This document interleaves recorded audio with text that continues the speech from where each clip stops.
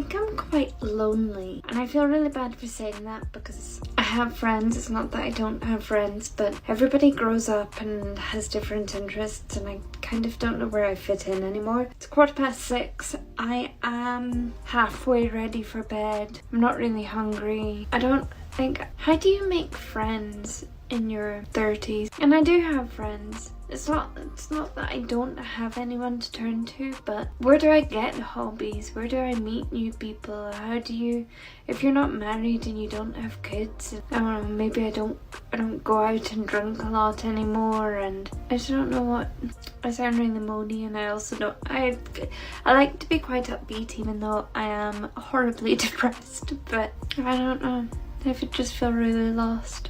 Just thought I'd share it in case you feel the same. Living alone after having previously been married is kind of like rewatching old Sex and the City episodes in 2022. It all feels kind of sad, and you can't stop asking yourself, how can she possibly afford that apartment?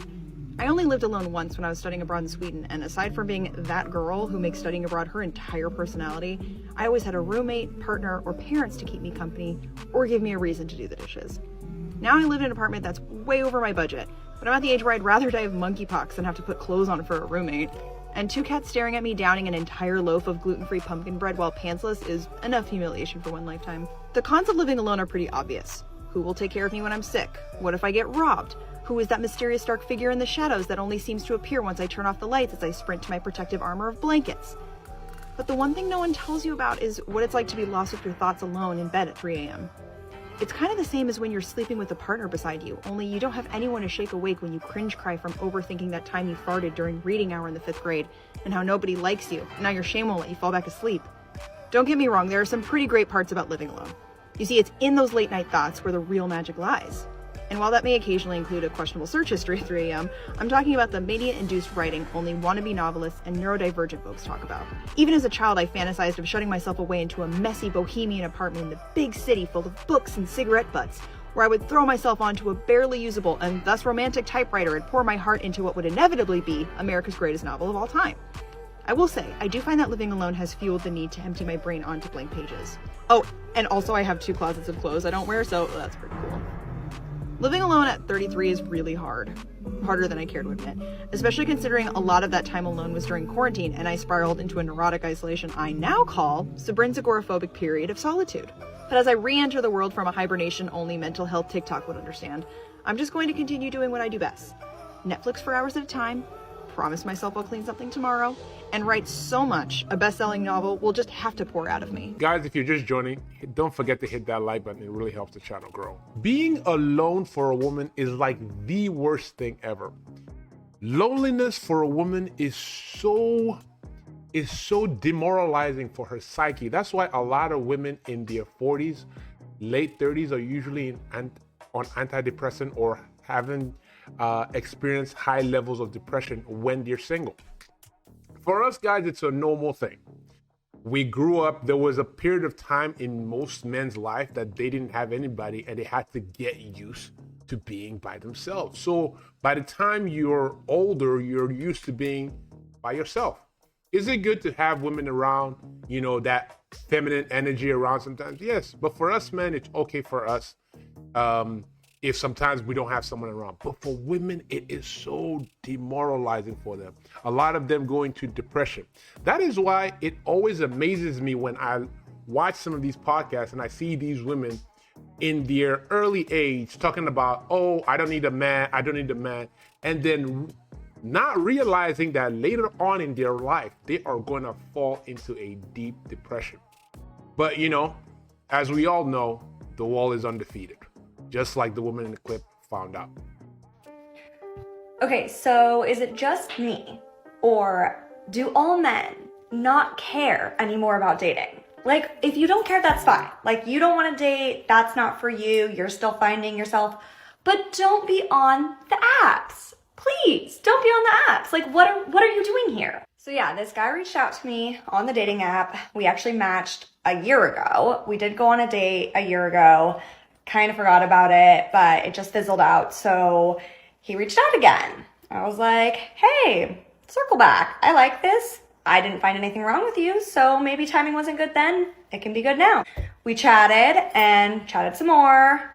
I then was like, okay, I think you have my number. Like we've done this. Like let's get off the app. So then he texted me and he was like, oh, I do still have your number. How are you? Still chatting. I'm like, okay. Do you want to go on a date with me? Like, do you want to do this in person? Like, I don't need a pen pal. I don't. So I asked him, I was like, hey, like, are you in town? Like, do you want to get together? Like, go on a date. He then says, yeah, I'm in town until Sunday. I could possibly hang out with you Friday. I can possibly hang out with you Friday. Why are you even talking to me? Like, you don't want to date? Nope. You just want to say, hey, good to see you. Okay, we'll do this again in a year. I don't understand.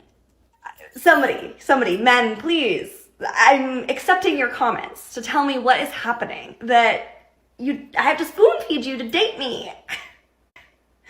And I'm not saying I'm great. That's not what I'm saying. I'm saying, like, why is it so difficult for you to ask us, any of us, on a date? Or do you just not want to and you just need an ego boost?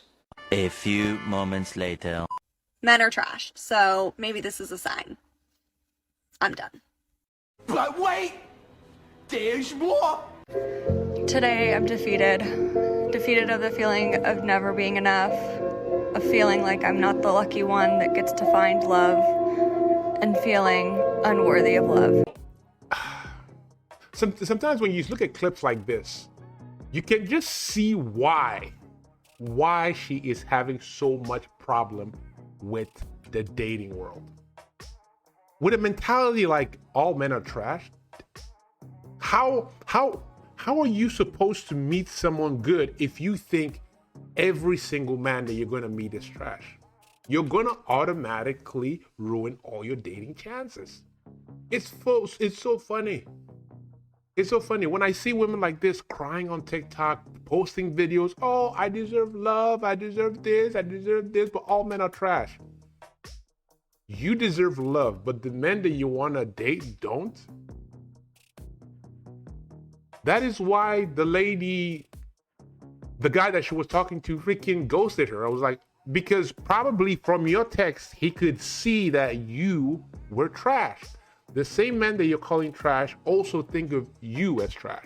These women don't know they're picky, and they don't oftentimes know they're picky until it's too late. And that pickiness, that stubbornness hits them like a ton of bricks in their 30s. And they realize that they spent a lot of their 20s being so picky that they were alone. And now they're alone at 33. And it's much harder to be alone at 33 than it is at 23, because at 33, you're ready for that family. And guess what, honey? The family's not going to just show up like this because you decide one day that you want it to be there. It doesn't work like that. So think about these things. Think about, your requirements for a man and how specific and how rigid they are at 25, not at 35 when you've let that window pass. I agree with her. I 100% agree with her. A lot of women in today's modern society have been led to believe, hey, you know what? You're in your 20s. Do what you want. Have hot girl summer. Don't worry about later on in life. Don't worry. That perfect man is waiting for you. As soon as you hit 35, that perfect man is going to walk in and then he's just going to marry you and deal with all your nonsense. Not knowing that actually when you are in your 20s as a woman, this is the prime time because you're at your peak beauty and fertility. You should be trying to lock down a man. So by the time you're in your late 30s, he's already used to your BS and goes, you know what? At least I can deal with her. We're going to work things out. And you guys can live the rest of your life together. But no, young women want to listen to these Meg Thee Stallions of the world and freaking Cardi B's of the world. Cardi B, who's married, by the way, talking about, I don't need no man. What's her name? Ciara talking about, I don't need no man. Meanwhile, she's married. Meanwhile, all these dumb, young 22-year-olds, 20-something-year-old impressionable young female believe that rhetoric. believe them. And then they now become the women in the earlier clips when they're in their late 30s talking about, oh my goodness, loneliness is so bad. How does anyone deal with loneliness? Don't I deserve love? Where are all the good men? All the good men were in your early 20s when you left them, when you were rejecting them, you know? But hey, again, the wall is undefeated. Everybody, you make your bed, you're gonna sleep in it. Guys, that is the video for today. If you haven't already, guys, go ahead, hit that subscribe button, turn on post notifications so you don't miss any of my future videos. Guys, do not forget to hit this video with a like. It really helps the channel grow, and I would really appreciate it. With that, guys, I'll see you guys on the next one. Peace.